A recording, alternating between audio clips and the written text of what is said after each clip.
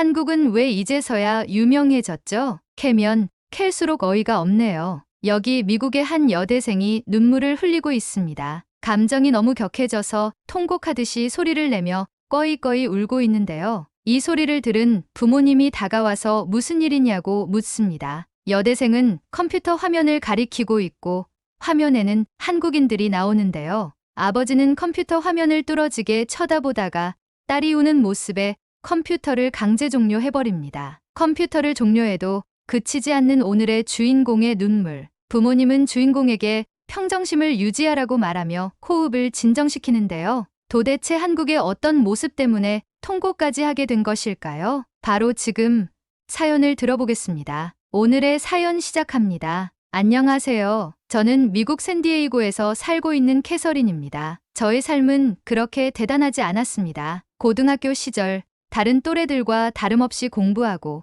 친구들과 어울려 다니며 생활하는 학생일 뿐이었죠. 하지만 한국이라는 나라 때문에 제 평범한 인생이 하루아침에 뒤바뀌어 버리는 일이 발생하고야 말았습니다. 때는 코로나가 발생한 2019년으로 되돌아갑니다. 그 당시 저는 고등학교 졸업을 앞둔 학생이었습니다. 코로나가 발병하며 학교에 등교하지 않고 집에서 생활을 해야 했어요. 부모님에게 저는 하나밖에 없는 딸이라서 외부 활동 자체를 금지시키셨습니다. 그러다 보니 자연스레 친구들과는 휴대폰이나 노트북으로 소통하게 되고 학교 수업도 원격으로 이루어지게 되었습니다. 저는 대학교를 가고 싶었기 때문에 공부도 남들보다 열심히 했습니다. 부모님의 기대를 저버리고 싶지 않았고 코로나로 인해 혼란스러운 대학 입시에서도 최선을 다해 학업에 임했죠. 아무래도 집에서 원격으로 홈스쿨링처럼 진행이 되다 보니 학업에 관련된 방대한 자료들을 검색하고 공부하며 저의 마지막 고등학교 시절을 보냈습니다.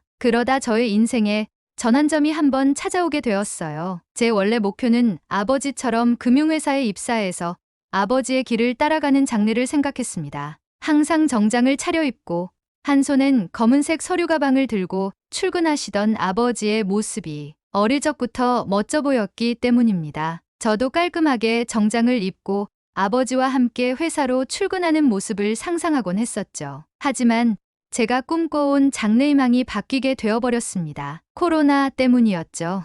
아버지 역시 코로나로 인해 출근을 하지 않으시고 집안 서재에서 업무를 보셨어요. 편안한 옷차림으로 업무를 보시던 모습도 이질적이었지만 더 이질적인 모습은 따로 있었습니다. 코로나 이전에는 출근과 퇴근 때마다 아버지의 젠틀한 모습이 멋져 보였어요. 하지만 집에서 업무를 보시는 모습은 마치 치열한 사회 속에 뛰어든 군인 같아 보였습니다. 원격으로 회의를 하실 때나 휴대폰으로 누구와 통화를 하실 때마다 큰 소리를 치시며 발끈하셨고 일을 하실 때 아버지의 목소리엔 날이 서 있었어요. 굳게 닫힌 서재의 방문 너머로 들리는 아버지의 샤우팅은 집안의 분위기를 무겁게 만들었죠. 그때부터 저는 아버지의 두 얼굴이 낯설게 느껴졌고 어머니의 암울한 표정에 마음이 아팠습니다. 어머니는 아버지의 목소리가 커질 때마다 말없이 제 방의 문을 굳게 닫으셨고 저는 눈치도 보이고 스트레스도 쌓여갔죠. 그러다 보니 아버지의 직업이 제가 꿈꿔왔던 모습과는 다르다는 느낌을 받았고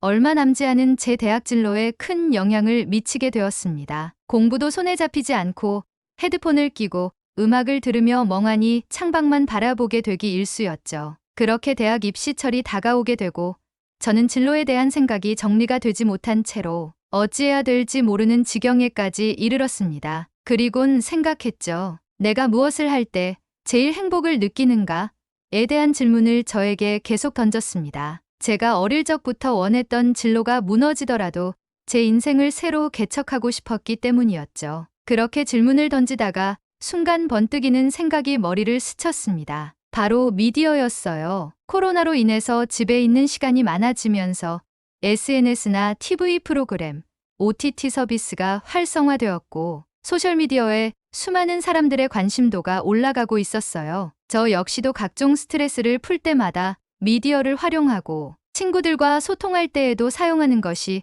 소셜미디어였기에 미디어 장르로 진로를 나가보면 어떨까 하는 생각이 들었죠. 솔직히 저는 제 주관을 잘 봅니다. 저는 상상력이 풍부하진 않기 때문에 창작에 관련된 것은 거리가 멀다고 판단해서 작가나 PD는 멀리하고 엔지니어 계열로 나가야겠다는 생각이 들었어요. 편집이나 효과, 제작에 관한 부분이요. 그렇게 새로운 마음을 가지고 진로 상담을 할 때 선생님께 제 인생의 방향에 대해 설명드렸어요. 그리고 선생님은 미디어 계열에 관련한 대학 리스트에 추천서를 써주었죠. 그리고 난 후 저는 부모님께 제 진로에 대해 말씀을 드렸어요. 세상 모두가 힘들고 지칠 때마다 웃게 해주고 행복을 전해주는 미디어를 만들고 싶다고 말이에요. 그러자 어머니는 제 말을 듣고 응원해주기 시작했어요. 캐서린, 너의 인생은 내가 직접 그려나가는 거야. 코로나 시국 속에서 대학 입시에 고민이 많았을 텐데 꿋꿋이 너의 인생을 설계하는구나. 참 멋져.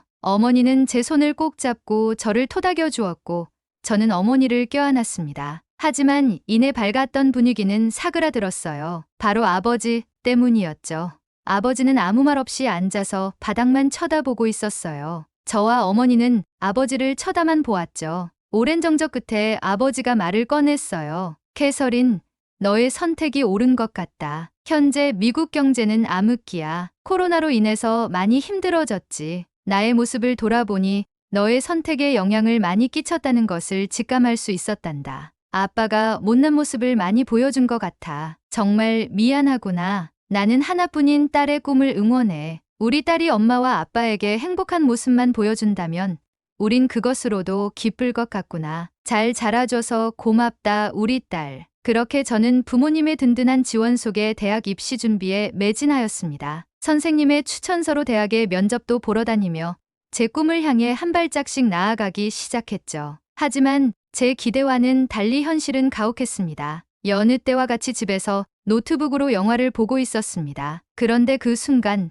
메일함에서 알림이 울렸어요. 제가 지원한 대학교에서 메일이 왔죠. 저는 부푼 마음에 메일을 열어보았습니다. 하지만 메일에 적힌 내용은 다름 아닌 불합격 통보였죠. 순간 억장이 와르르 무너졌습니다. 제가 어릴 적부터 목표하던 대학교를 못 가게 된 상황에 마주하자 눈에서 눈물이 나기 시작했어요. 때마침 제가 보고 있던 영화의 내용도 여주인공이 슬피 우는 장면이었습니다. 창밖의 날씨는 먹구름이 잔뜩 끼어 있었고 저는 슬픔을 주체하지 못하고 엉엉 울기 시작했습니다. 제 울음소리를 들은 어머니가 놀라 달려오셨고 저는 불합격 메일을 어머니에게 보여드렸습니다. 어머니는 말없이 저를 안아주셨고 대학이 인생의 전부는 아니라고 말하며 예술가의 길은 넓고 방대하기에 관련된 직장을 알아보자고 하셨어요. 제 눈에 흘러내리는 눈물을 닦아주시며 최선을 다해 도와준다고 하셨죠. 저는 어머니에게 말없이 고개를 끄덕이고 울음을 그쳤지만 대학교 불합격과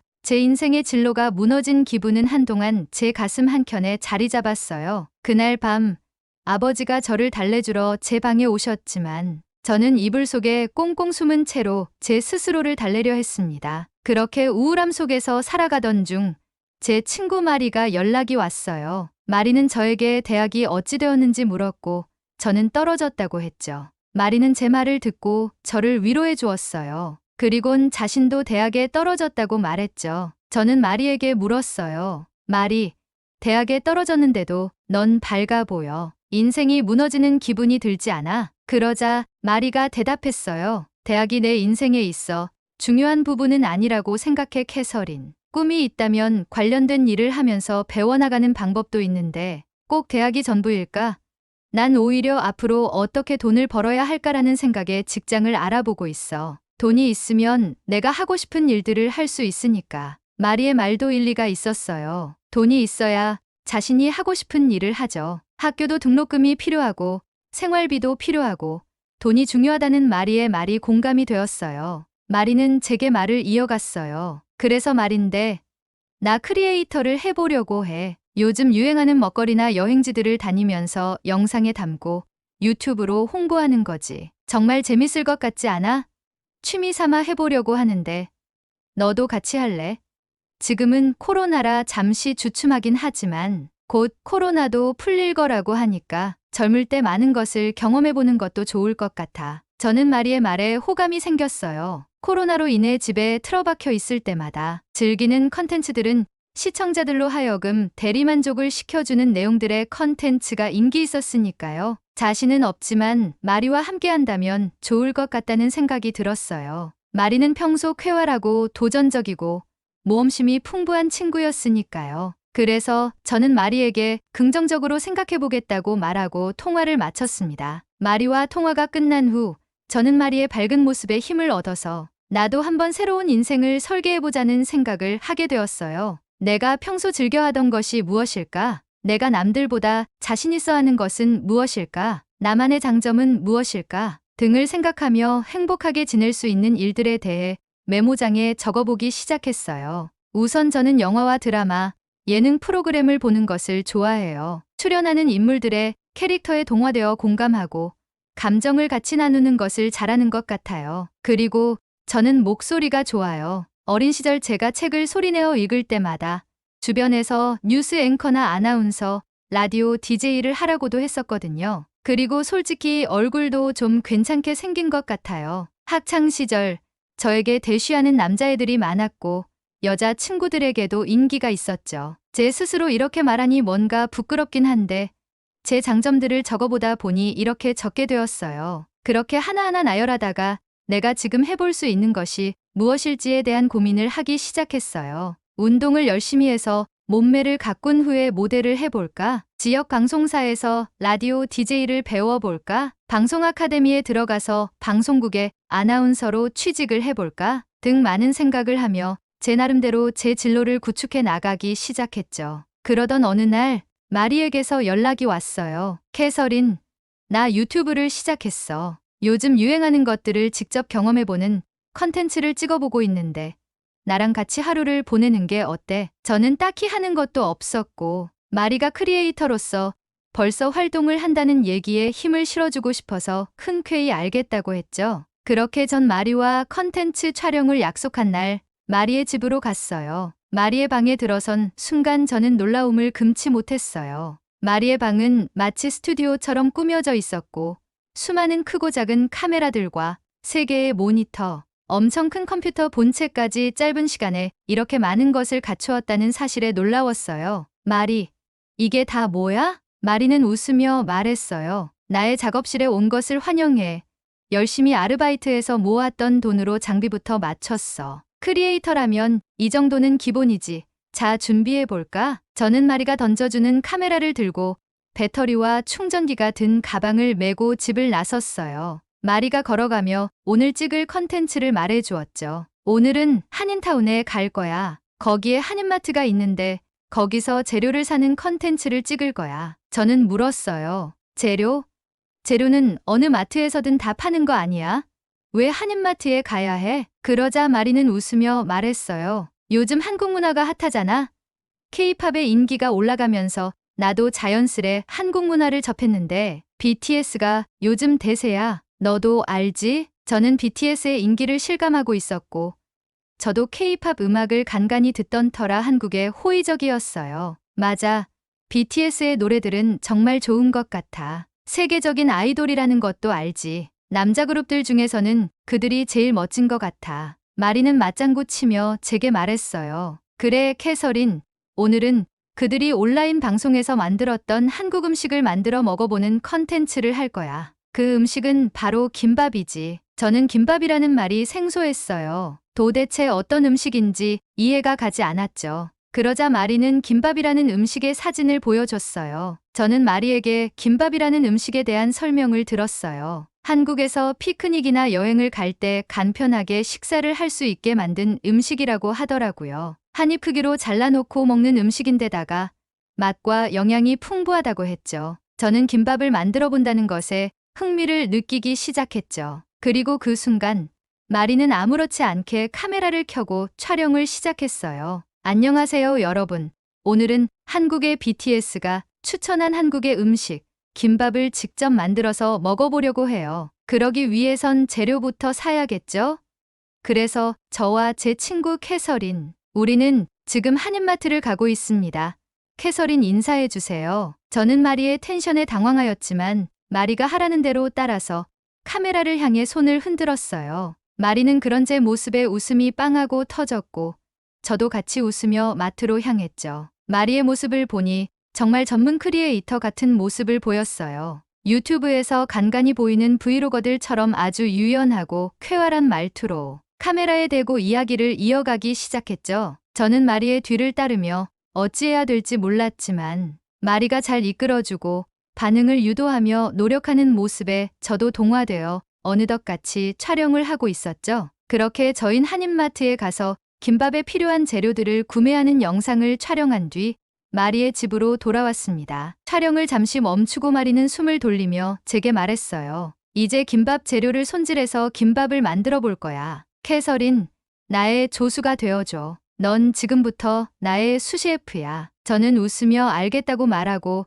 마리의 촬영 준비를 도와줬어요. 마리는 정말 준비성이 철저했어요. 하얀색 조리복과 앞치마를 2벌 준비해서 저보고 갈아입으라고 했고 그렇게 우린 웃으며 촬영 준비를 마쳤죠. 그렇게 김밥을 만들어보는 촬영이 시작되었어요. 중간중간 이야기도 섞어가며 편안한 분위기에서 촬영을 하다 보니 자연스레 저도 카메라가 익숙해지고 즐기기 시작했죠. 그렇게 우여곡절 끝에 김밥 만들기가 완성이 되었고 우린 김밥을 시식해봤어요. 저는 처음 먹는 한국 음식이 낯설었지만 김밥을 한 입에 넣는 순간 깜짝 놀라고 말았죠. 담백하면서 고소한 향이 입안을 감쌌고 각종 야채들의 아삭한 식감들이 어우러져 건강한 맛이 나는 기분이었어요. 마리, 이거 진짜 맛있다.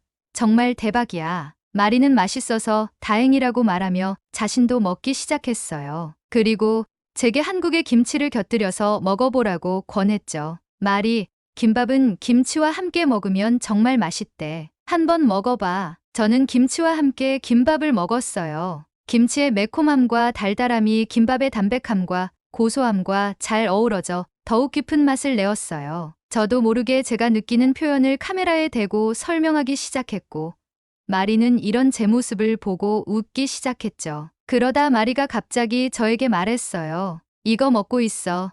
아직 놀라긴 일러. 그러고는 마리는 서둘러 어디론가 가버렸어요. 저는 무슨 일인지 몰랐지만 카메라는 돌아가고 있었기에 김밥을 하나하나 먹으며 시식평을 카메라에 담고 있었죠. 그러던 그 순간 코끝을 때리는 매콤한 향이 나기 시작했어요. 그리고 이어서 마리가 무언가를 들고 오고 있었죠. 바로 한국의 컵라면이었어요. 캐서린, 오늘 너는 한국 음식의 끝판왕을 보게 될 거야. 김치, 김밥, 라면의 조합. 이건 한국에서도 인정한 최고의 콤비네이션이라고. 저는 코끝을 찌르는 매콤한 라면의 뚜껑을 열어보았어요. 따뜻한 국물과 함께 있는 라면의 모습에 군침이 저절로 돌았죠. 마리는 우선 라면을 먹고 김밥과 김치, 그리고 국물을 마셔보라고 했어요. 저는 마리가 알려준 순서대로 먹었어요. 그리고 저는 눈을 감고 미쳤다를 연발했죠. 마리는 그 말을 듣고 깔깔대며 웃었고 저도 제 자신이 웃겨서 깔깔대며 웃었죠. 그렇게 마리와 저는 음식을 먹으며 촬영을 이어갔어요. 그러던 도중 마리가 김밥에 관한 이야기를 시작했어요. 캐서린, 너 한국 영화 좋아해? 김밥에 관련된 한국 영화가 있는데 추천해줄게. 꼭 봐봐. 저는 이미 김밥과 라면에 반해버렸기 때문에 흔쾌히 그 영화를 보겠다고 다짐했어요. 그렇게 마리와 컨텐츠 촬영이 끝나고 식기들과 촬영 장비들을 정리하고 저는 집에 가보겠다고 했죠. 그러자 마리가 제게 말했어요. 캐서린, 오늘 어땠어? 저는 마리에게 말했어요. 아주 재밌었어 마리.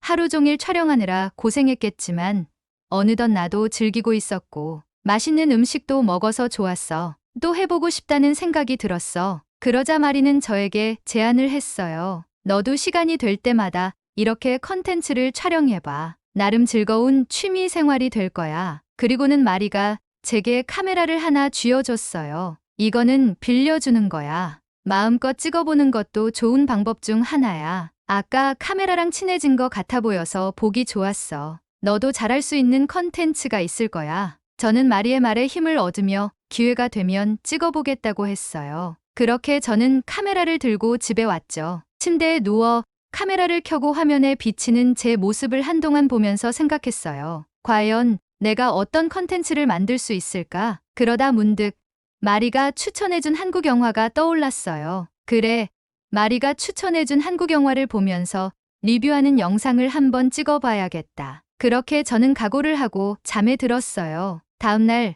저는 전날 밤에 각오를 되새기며 장비를 세팅하기 시작했어요. 유튜브로 영화를 리뷰하는 크리에이터들의 모습을 참고하여 카메라의 각도를 맞추고 컴퓨터를 틀어 영화를 검색하고 촬영 준비를 마쳤습니다. 혼자서 처음 하는 촬영이니 편안하게 생각하고 영화를 보자고 생각하고 영화를 틀었어요. 영화는 한국의 코미디 영화로 카테고리가 분류되어 있었고 저는 영화를 시청하기 시작했습니다. 한국어로 되어 있어 자막을 보며 영화를 감상하면서 속으로 생각했어요. 한국어를 조금이라도 알면 감정이 와닿는 게 더 크게 느껴지겠다라는 생각을 하며 영화를 봤어요. 하지만 자막으로도 전해져 오는 웃음 포인트들은 제 입꼬리를 올라가게 만들었어요. 그리고 중간중간 제가 너무 영화만 보는 것 같아서 제 속마음을 직접 말하며 영화를 봤죠. 그렇게 영화를 보며 혼잣말을 중얼거리는데 어느덧 제가 자연스레 영화 리뷰 컨텐츠를 만드는 기분이 들어 기뻤습니다. 나중에 마리에게 편집도 배워야겠다는 생각도 하며 영화를 보던 도중 순식간에 제 마음을 아프게 하는 장면이 나왔어요. 마리가 언급한 김밥이 나오는 장면이었어요. 주인공이 자신이 좋아하는 여자와 함께 김밥을 먹는 장면인데 저는 마리의 집에서 먹었던 김밥을 회상하며 영화를 보고 있었죠. 그러던 그 순간 주인공이 김밥을 씹던 입을 멈췄어요. 그리고 눈에선 눈물이 흘러내렸죠. 그 장면을 보는 순간 저는 이전의 영화의 코믹적인 요소들에서 보여졌던 복선들이 한순간에 슬픔으로 몰아닥쳐 제 마음을 아프게 하면서 저도 모르게 눈물이 터지고 말았어요. 한국에 계신 여러분도 들어보셨겠지만 영화의 제목은 바로 헬로우 고스트입니다. 주인공 차태현이 고아로 살아가는데 자살을 기도하다가 살아나는 순간부터 주변에 4명의 유령들이 보이기 시작하고 그 유령들의 소원을 들어주는 이야기였어요. 유령들을 쫓아내려고도 하고 주인공이 다시 자살 기도를 하려 해도 유령들이 이를 막으면서 주인공을 괴롭히는 내용이었죠. 유령들의 소원이 어이가 없어서 코믹적인 요소들이 초중반에 엄청 많이 보여서 단순히 웃으며 즐기는 영화로 생각했던 제게 마지막 반전은 큰 눈물을 자아내게 했습니다. 그 눈물의 매개체는 김밥이었고 저도 모르게 소리를 내며 통곡하게 되었어요. 제가 우는 소리를 듣고 부모님은 걱정이 되어 제 방에 들어오셨고 저는 그럼에도 불구하고 눈물을 쏟고 있었죠. 가슴이 찢어질 듯한 고통에 흐느끼고 있는 제 모습을 보시고 아버지는 컴퓨터를 종료했습니다. 어머니는 이게 무슨 일이냐며 왜 울고 있냐며 저를 안아주었어요. 저는 아버지에게 다시 컴퓨터를 켜라고 소리쳤고 아버지는 당황했습니다. 저는 부모님에게 자초지종을 설명하고 정말 슬픈 영화를 본 것 같다고 말하며 부모님에게 같이 영화를 보자고 했어요. 제가 감정을 컨트롤하지 못해서 흐느끼고 부모님까지 들어오셨기에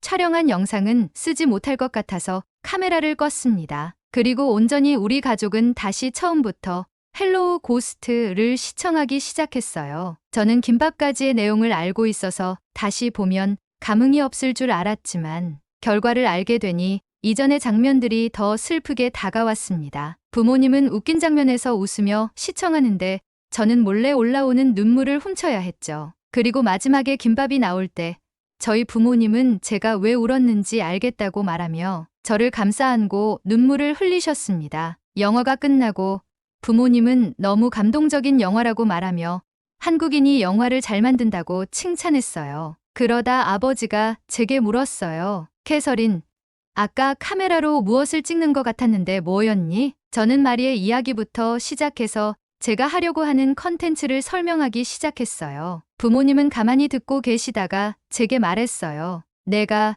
정말 좋아하는 일인 것 같구나. 어릴 때부터 넌 영화를 좋아했잖니? 그리고 네가 꿈꿔오던 미디어 계통의 일이니 애정을 가지고 한번 도전해보는 것도 좋겠구나. 아빠와 엄마는 내가 하고 싶은 것이 있으면 적극 지원해줄게. 한번 해보려무나. 저는 그 말에 감동하여 부모님을 껴안았고 감사하다고 말했습니다. 부모님이 방을 나가시고 저는 방을 둘러보았어요. 마리의 방과 비교해보며 제 방에 대한 컨셉을 짜기 시작하고 제가 하려고 하는 컨텐츠에 맞게 장비를 맞춰야겠다는 생각을 했어요. 부모님께 저의 계획을 전달드리고 제 방을 꾸미기 시작했습니다. 저는 저만의 컨텐츠를 확립했습니다. 제 컨텐츠는 헬로우 고스트와 같은 한국의 숨은 명작들을 찾아서 영어권 국가에 소개하는 컨텐츠를 진행하는 것으로 컨셉을 잡았습니다. 한국어도 배워서 시청자들에게 감정을 더 생생히 전달드리고 한국의 역사와 문화도 공부하며 한국의 정서를 시청자들에게 제공하는 컨텐츠를 계획하며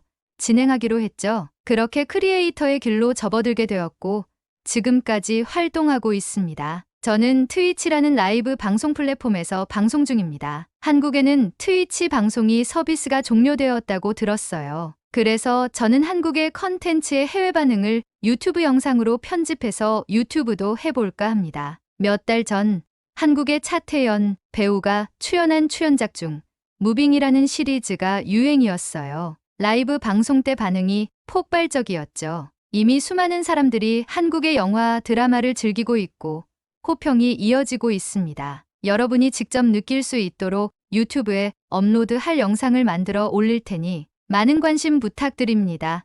채널 개설하면 여기를 통해 채널 홍보도 할게요. 헬로우 고스트와 무빙 아직 보지 않으신 분들에겐 정말 추천하는 영화입니다. 제 인생의 진로를 결정할 수 있게 해준 한국의 음식, 김밥과 한국 영화들에게 감사의 인사를 전합니다. 앞으로도 좋은 컨텐츠 기대하겠습니다. 감사합니다. 오늘의 사연은 여기까지입니다. 너도 제보해준 영화 2편을 다 봤는데요. 다시 봐도 명작인 것 같습니다. 외국인들이 공감할 만한 한국의 숨은 명작이 또 무엇이 있는지 댓글에 남겨주시면 감사하겠습니다. 그리고 오늘의 이야기에 공감하신다면 구독, 좋아요 한 번씩 부탁드리겠습니다. 다음에 더 좋은 사연으로 여러분을 찾아뵙겠습니다. 시청해주셔서 감사합니다.